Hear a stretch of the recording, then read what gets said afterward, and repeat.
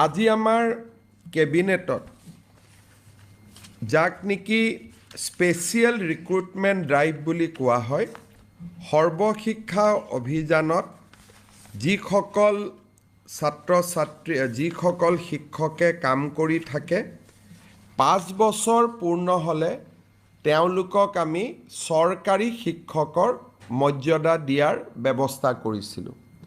কিন্তু বহুতো শিক্ষক ৰৈ গৈছিলে যাৰ অভিজ্ঞতা 3 বছৰমানৰ ভিতৰত সীমাবদ্ধ আছিল আৰু তাৰ কাৰণে তেওঁলোক নিয়মীয়া হ'ব পৰা নাছিলে।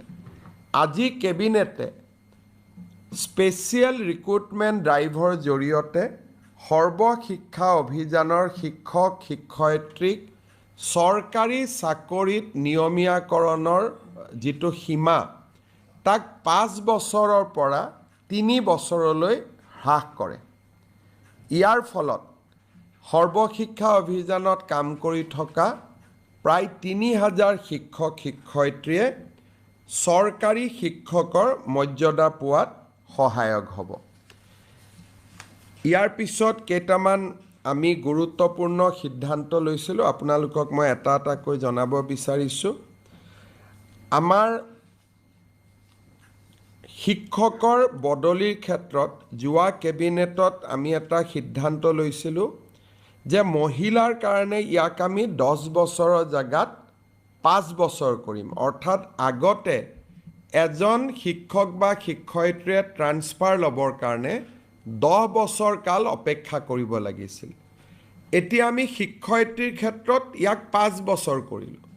কিন্তু বহুত শিক্ষকেও আমাক আপত্তি কৰিছিলে, সেইকাৰণে আমি শিক্ষকৰ ক্ষেত্ৰত ইয়াক 7 বছৰলৈ হ্ৰাস কৰিলোঁ।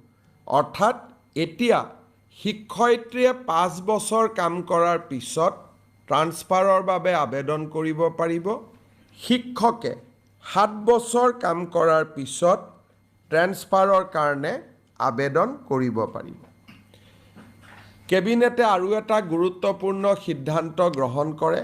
আপোনালোকে জানে যে অসম চৰকাৰৰ এখন জনসংখ্যা নীতি আছে, যাৰ অধীনত দুটাতকৈ যদি কোনো কৰ্মচাৰীৰ সন্তান বেছি হয় বা বৃদ্ধি পায় বা পঞ্চায়ত আদিত যদি দুটাকৈ সন্তান থাকে খেলিব পাৰিব। কিন্তু 3টা সন্তান থাকিলে তেওঁলোকে ইলেকশ্যনো খেলিব নোৱাৰে, চৰকাৰী চাকৰিও পাব নোৱাৰে।